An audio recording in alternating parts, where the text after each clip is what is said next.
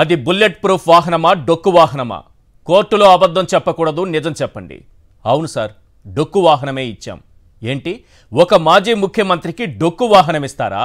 ఆయన భద్రత పైన జాగ్రత్తలు తీసుకోవాల్సిన అవసరం లేదా?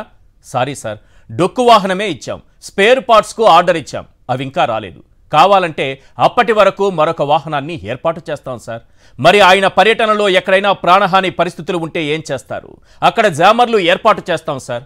ఇది కోర్టులో కూటమి సర్కార్ అంగీకరించిన వాస్తవం. రషీద్ కుటుంబాన్ని జగన్ పరామర్శించడానికి వెళుతుంటే పాత డొక్కు బుల్లెట్ ప్రూఫ్ వాహనాన్ని ఏర్పాటు చేశారు. అది పలుమార్లు మొరాయించింది. ఇందులో అసలు విషయం ఏంటంటే, బుల్లెట్ ప్రూఫ్ వాహనం మొరాయిస్తే డోరు తీయటం కూడా వీలు కాదు. ఇక వాహనం పూర్తిగా ఆగిపోతే లోపల కూర్చున్న వారికి ఊపిరి కూడా ఆడదు. మరి అలాంటి డొక్కు వాహనం ఎలా ఇస్తారు? ఆయనకున్న భద్రతను ఎలా తొలగిస్తారు? జగన్ సెక్యూరిటీపై ఎటువంటి రివిజన్ చేయకుండానే ఉద్దేశపూర్వకంగా అకస్మాత్తుగా భద్రతను తొలగించారు.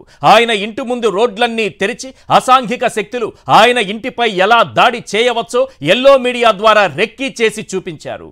139 మందితో ఉన్న భద్రతను 58కి కుదించారు. అలాంటి నిర్ణయం ఎందుకు తీసుకున్నారో చంద్రబాబు కానీ ఆ పార్టీ నాయకులు కానీ సమాధానం ఇవ్వరు. ప్రస్తుత స్పీకర్ చింతకాయల అయ్యన్న పాత్రుడు జగన్ ఓడిపోయారు కానీ చావలేదు అంటారు. చచ్చేంత వరకు కొట్టి చంపాలి అంటారు. ఇలాంటి ప్రభుత్వంలో జగన్కు భద్రత లేదన్నది ఎవ్వరూ కాదనలేని సత్యం. ఇంకోవైపు ప్రతిపక్ష నేతగా ఉన్నప్పుడే చంద్రబాబు నాయుడు జగన్ను రాళ్లతో కొట్టాలని, గాజు గ్లాస్తో పొడవాలని, సీసం పోసి సమాధి చేయాలని పచ్చమూకలకు పిలుపునిచ్చారు. ఇప్పుడు ఆయనే సీఎం కుర్చీలో కూర్చున్నారు. ఆయనే భద్రతను తగ్గించారు. అంటే జగన్పై దాడిని మరింత సులువు చేసే పనిలో ఉన్నారా?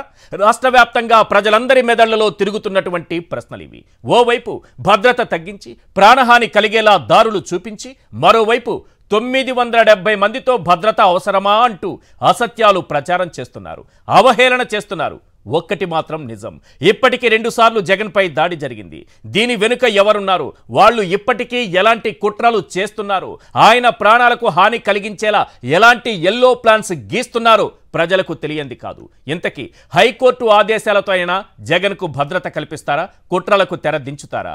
జగన్కు ఇచ్చిన డొక్కు వాహనాలను వాళ్ల కాన్వాయ్లో వాళ్లే వాడుకుంటారా? వాడుకోగలరా? అసలు జగన్పై ఎందుకింత కక్ష?